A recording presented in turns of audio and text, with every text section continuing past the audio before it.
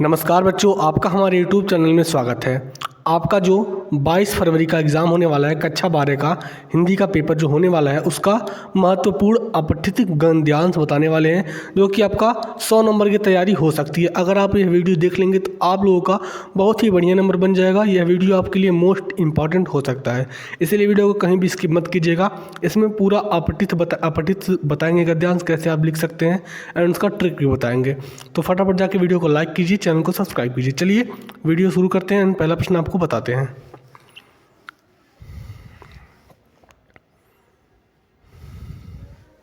देखिएगा बच्चों, आपके एग्जाम में ऐसे करके अपठित गद्यांश आएगा। यहाँ पे देखिए थोड़ा सा पैराग्राफ दिया रहेगा, 10 या 12 लाइन का पैराग्राफ। इसको आपको पढ़ करके इसका उत्तर देना रहेगा। ये आता है आपके हिंदी के पेपर में, गद्य और पद्य दोनों में आता है। तो यहाँ पे देखिएगा, सबसे पहले आपको यहाँ से पढ़ना पड़ेगा। चलिए आपको हम पढ़ के बताते हैं।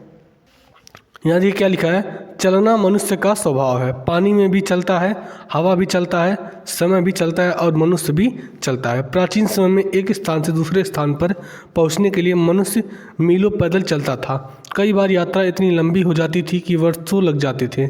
मार्ग में यात्री बीमार होकर मर भी जाते थे, लेकिन फिर भी पालकियों का प्रयोग किए जाने लगा। इन्हें 4 लोग उठाते थे, मगर रास्ते में चलते चलते थके लोगों की जगह लेने के लिए 8 या 12 लोग साथ में चलते थे। पालकियों का प्रयोग स्त्रियों के लिए किया जाता था। पहिए के आविष्कार ने मनुष्य का जीवन ही बदल दिया। इसके आविष्कार से सर्वप्रथम बैलगाड़ी द्वारा यात्रा सुगम व सस्ती होने लगी। धीरे धीरे इसी पहिए से मशीन से चलने वाली गाड़ियाँ सड़कों पर दौड़ने लगी। बस ऐसे ही आपको बच्चों यहाँ से पैराग्राफ पढ़ लेना है। आपने पढ़ लिया। अब देखिए इससे संबंधित कुछ प्रश्न यहाँ पे दिए गए हैं। इन सब प्रश्नों का उत्तर आपको देना पड़ेगा। देखिए पहला प्रश्न क्या पूछा है, चलना किस किस का स्वभाव है। अभी देखिए हमने क्या पढ़ा कि मनुष्य भी चलता है, हवा भी चलती है, पानी भी चलता है और समय भी चलता है। तो यहाँ पे वही सारों आपको लिख देना होगा, आपको नंबर यहाँ से फटाक से मिल जाएगा। अगला प्रश्न क्या है, पालकियों का प्रयोग किन के लिए होता था। तो देखिए हमने क्या पढ़ा है, पालकियों का प्रयोग स्त्रियों के लिए होता था। ये भी आपका राइट आंसर हो गया, आपको यहाँ से नंबर मिल गया। अगला प्रश्न है, किसके कारण मनुष्य की यात्रा सुगम हो गई। तो हमने क्या पढ़ा, जब पहिए का आविष्कार हुआ तो उसके कारण मनुष्य की यात्रा सुगम हो गई। ऐसे ही आपको पढ़ करके आंसर देना है। अगर आप मेरा बताया हुआ तरीका से अगर आप पढ़ के ऐसे आंसर देंगे तो आप लोगों को पूरा नंबर पैराग्राफ में अपठित संदेश में मिल जाएगा। तो अपठित गद्यांश जरूर आप लोग ध्यान से देखिएगा, क्योंकि बच्चे इसी में गलती करके आते हैं। आपका जो उत्तर होता है उसी अपठित गद्यांश में पूरा छुपा होता है। आप जितना उसको पढ़ लेंगे बढ़िया से आपको आ जाएगा। चलिए अगला देखते हैं।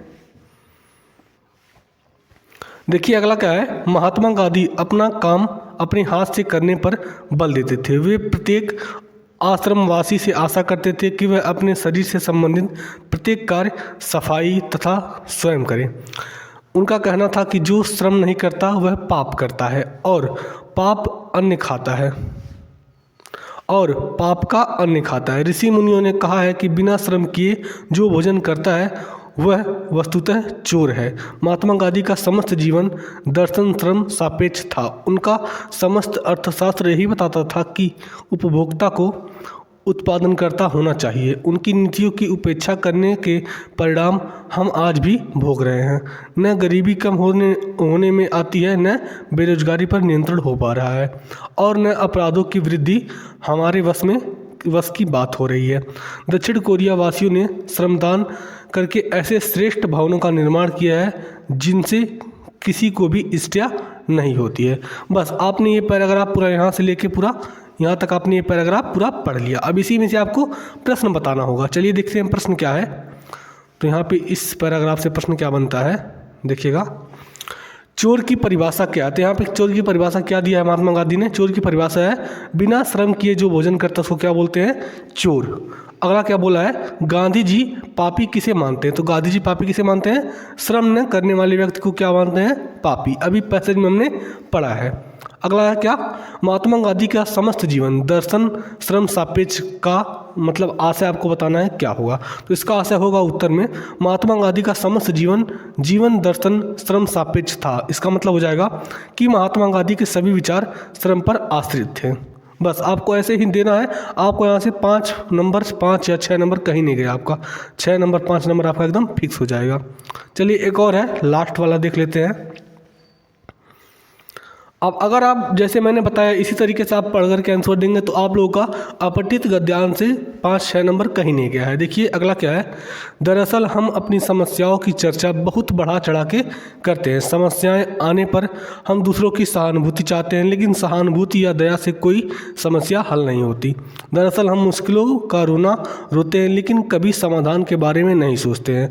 हम हथियार डालते हुए यह मान लेते हैं कि जैसे बड़ी भारी मुसीबत आ गई हो, दिन रात इसी मुसीबत के बारे में सोचते रहते हैं। समस्या दिलो दिमाग पर पूरी तरह छा जाती है। इसी पूरी प्रक्रिया में हम स्वयं द्वारा किए गए कार्यों का मूल्यांकन कर भूल जाते हैं। यदि हम ऐसा करें तो हो सकता है कि ऐसी स्थिति के बाहर निकलने में मदद मिल जाए। परिस्थितियों का ठीक मूल्यांकन करके आप आसानी से समाधान तक पहुंच सकते हैं। किसी भी समस्या का हल उनकी जड़ में होता है। यदि आप गलत नहीं हैं तो हताश से उबरने के लिए साहस से काम लीजिए। सफलता की सड़क पर चलने के दौरान केवल एक पत्थर का टुकड़ा उठाकर नहीं फेंकते हैं, बल्कि एक तरह से पहाड़ तोड़ने का काम करते हैं। बस हमने ये पैसेज पढ़ लिया। अब देखिए इससे क्या प्रश्न बनते हैं, चलिए देखते हैं। देखिए यहाँ पे इससे प्रश्न बना है पहला, समस्या का हल कहाँ होता है। तो हमने क्या पढ़ा, समस्या का हल उसकी जड़ में होता है। ये हो गया इसका आंसर एक लाइन में। अगला क्या है, किस अपराध से हमारी समस्या सुलझ जा सकती है। अगला प्रश्न है, किस उपाय से हमारी समस्या सुलझ सकती है। तो यहाँ आंसर क्या होगा, परिस्थितियों का सही मूल्यांकन करने से हमारी समस्या सुलझ सकती है। अगला है, हथियार डालने का अर्थ क्या होता है। हथियार डालने का अर्थ होता है हार मानना।